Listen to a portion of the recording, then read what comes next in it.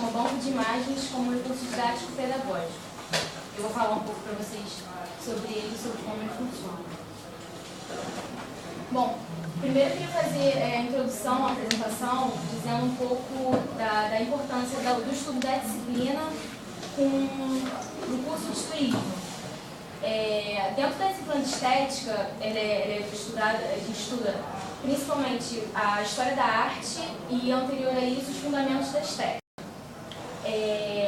No que se refere ao estudo da história da arte, a professora Carla trabalha desde a arte, ela faz um recorte de arte grega à arte contemporânea, que é dado durante um período.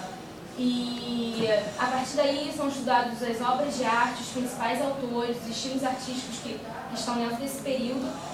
E a professora mostra através de imagens, como um curso de história da arte, as arquiteturas, as esculturas e as pinturas principais diferentes a determinados autores e aos estilos a qual aqueles artistas pertencem.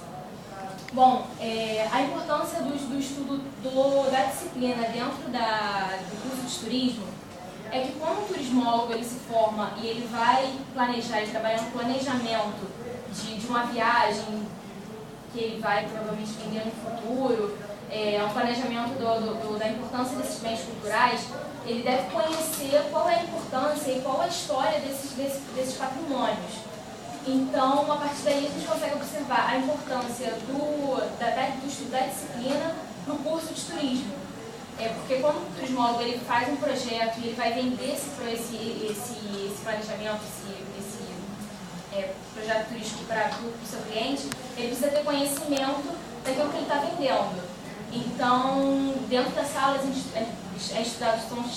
estudados os principais pontos turísticos, como, por exemplo, na França, o Museu do Louvre, as obras artísticas que estão dentro do museu, e qual a importância dessas obras para o turismo também.